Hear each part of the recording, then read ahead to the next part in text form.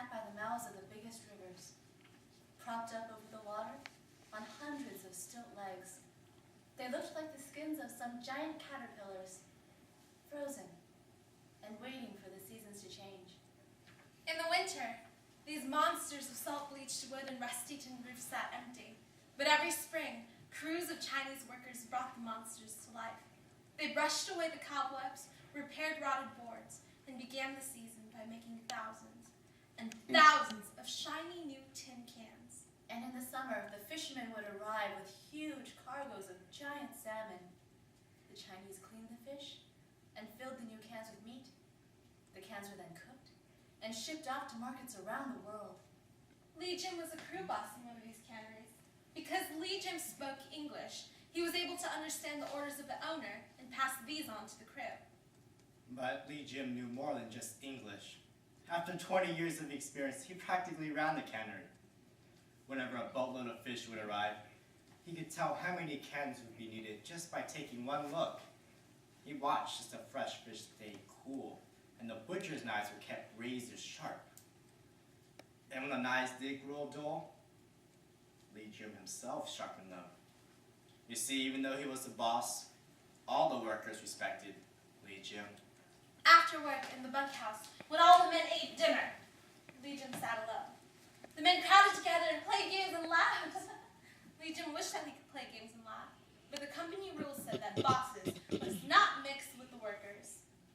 Every spring, Li Jim returned to the cannery to work, and every spring his crew returned with him. They knew their jobs so well, the owner didn't even have to watch them. For years and years, Li Jim returned to the same cannery to work for the same owner. The owner was a fat little man who puffed on cigars. The workers all called him Chimney Head. Chimney Head spent most of his time in his office, counting and recounting his money. When he did walk through the work area, he didn't even look at the workers. He just puffed through, with his face pinched, as though he disliked even the smell of the fish that brought him his money. And each year, Chimney Head brought some new machines to the cannery. To speed up the assembly line, he brought in a conveyor belt. To make the tin cans more quickly, he brought in a shiny silver machine that actually looked like a can. It whirred and popped out can after can and never had to stop to rest or sleep. Another year, a new machine appeared that filled the cans with meat faster than 20 butchers.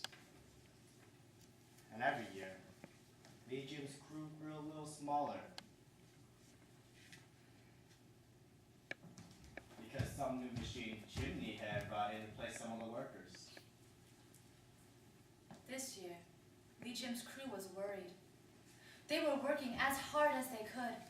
And with all these new machines, the cannery was producing more fish than ever before. Yet, Chimney Head was still unhappy. One morning, a new machine arrived at the cannery. It was called the Iron Chink. It had clanking gears and whirring razor-sharp blades. It was taller than any man and weighed 2 tons. It could run all day and run all night and did the work of 30 skilled butchers. Chimney Head was very proud of this new machine. It could now produce fish faster and more cheaply than ever before, and he was thrilled because of a special honor. The Queen of England had asked for a case of fish, and so Chimney Head could show off the fine salmon of the area and the high quality of the Iron Chink's web. Chimney Head was about to become the fastest, most famous, and richest canner in all the West Coast. And one day, he spoke to the men. I don't need you anymore. Next year, I only need 1 or 2 men to run the Iron Chink, and it will do all the work. Tomorrow, you can pack your bags and board the next steamer. Where's Li Jim? Li Jim stepped forward. Li Jim, you can go home too.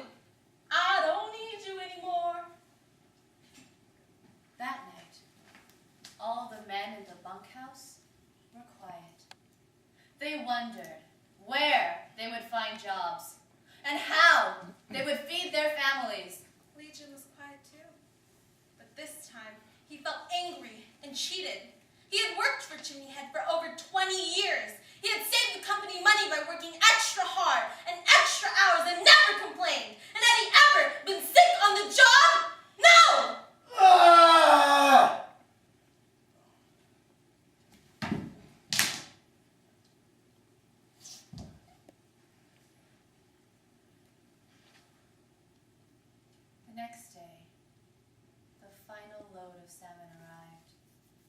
The workers watched, silently, as the Iron Chink gobbled up the fish.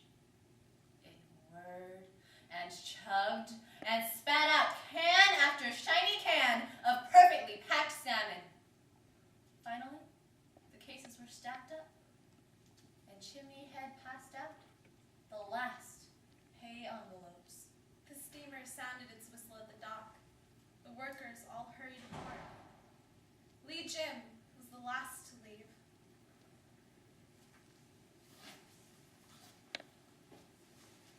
As Chimney Head came by, Lee Jim held up his hands. They were both wrapped in bloody bandages, and Chimney Head noticed. Lee Jim, what happened to your hands? Lee Jim spoke clearly, so Chimney Head and all the workers on the steamer could hear. I wanted to send a gift to Queen too. In 2 of the cans, she will find my baby fingers. I think she'll find them as sweet as any salmon we have canned. The workers on the ship laughed and cheered, and before Chimney Head could say anything, Lee Jim jumped aboard the steamer. Chimney Head was furious. He stomped his feet and nearly swallowed his cigar. But there was nothing he could do. On the ship, the workers all gathered around Lee Jim. You taught Chimney Head a good lesson. You are a brave man. You really showed him, Lee Jim. Lee Jim looked around at all the workers and smiled. Then he called his new friends together. Come close. I have something to show you. And with his teeth, Lee Jim started undoing the bandages. As they unwound, the bloodstains grew deeper and deeper red. Some of the men almost had to look away. And when the bandages finally fell off, There were his 2 baby fingers,